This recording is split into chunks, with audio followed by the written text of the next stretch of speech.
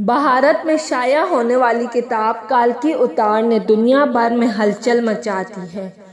اس کتاب میں یہ بتایا گیا ہے کہ ہندوؤں کی مذہبی کتابوں میں جس کالکی اوتار کا تذکرہ ملتا ہے وہ آخری رسول محمد صلی اللہ علیہ وآلہ وسلم بن عبداللہ ہی ہیں۔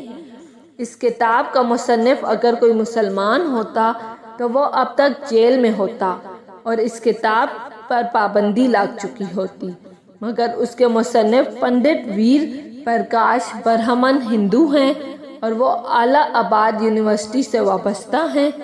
وہ سنسکرت زبان کے ماہر اور معروف محقق اسکالر ہیں۔ پنڈت ویر پرکاش نے کالکی اوتار کی بابت اپنی اس تحقیق کو ملک کے 8 مشہور و معروف محقق پنڈتوں کے سامنے پیش کیا تھا جو اپنے شعبے میں مستند گرانے جاتے تھے۔ ان پنڈتوں نے کتاب کے بغور مطالعے اور تحقیق کے بعد یہ تسلیم کیا ہے کہ کتاب میں پیش کیے گئے حوالے جات مستند اور درست ہیں۔ برہمن پنڈت وید پرکاش نے اپنی اس تحقیق کا نام کالکی اوتار یعنی تمام کائنات کے رہنما رکھا ہے۔ ہندوؤں کی اہم مذہبی کتب میں دراصل ایک عظیم رہنما کا ذکر ملتا ہے جسے کالکی اوتار کا نام دیا جاتا ہے۔ اپنے اس دعوے کی دلیل میں پنڈت وید پرکاش نے ہندوؤں کی مقدس مذہبی کتاب وید سے مندرجہ ذیل حوالے دلیل کے ساتھ پیش کیے ہیں۔ وید کتاب میں لکھا ہے کہ ایک کالکی اوتار بھگوان کا آخری اوتار ہوگا جو پوری دنیا کو راستہ دکھائے گا۔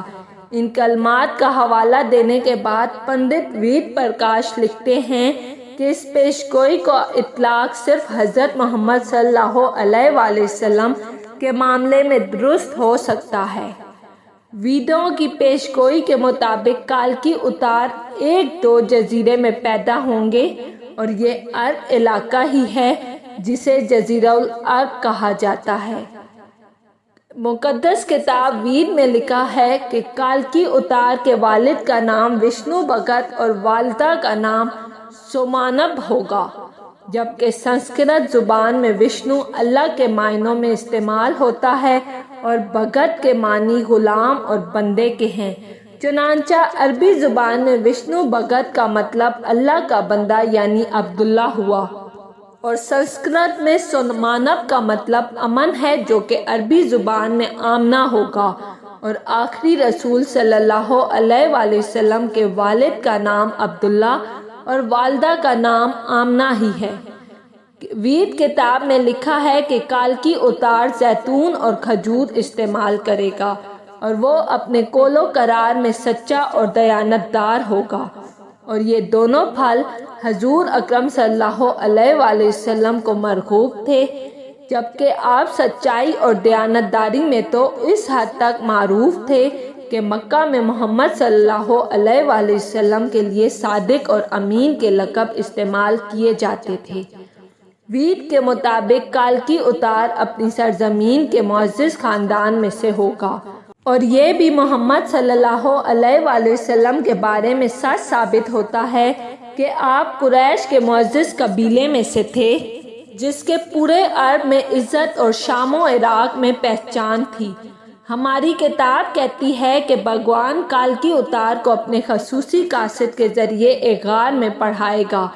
اس معاملے میں یہ بھی درست ہے کہ محمد صلی اللہ علیہ وآلہ وسلم مکہ کی وہ واحد شخصیت تھے جنہیں اللہ تعالیٰ نے غار حرا میں اپنے خاص فرشتے حضرت جبرائیل علیہ السلام کے ذریعے تعلیم دی۔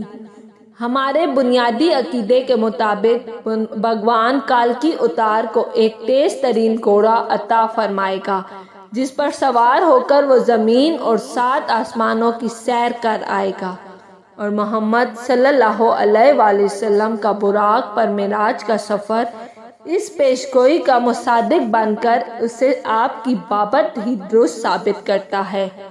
نیز لکھا ہے کہ ہمیں یقین ہے کہ بھگوان کالکی اوتار کی بہت مدد کرے گا اور اسے بہت قوت عطا فرمائے گا، اور ہم یہ جانتے ہیں کہ جنگ بدر میں اللہ نے محمد صلی اللہ علیہ وآلہ وسلم کی فرشتوں سے مدد فرمائی۔ ہماری ساری مذہبی کتابوں کے مطابق یہ پیشگوئی ملتی ہے کہ کالکی اتار گھڑ سواری، تیز اندازی اور تلوار زنی سے ماہر ہوگا۔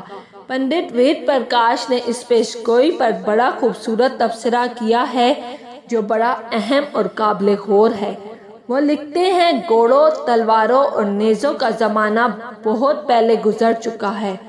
اب تو ٹینک، توپ اور میزائل جیسے ہتھیار استعمال میں ہیں۔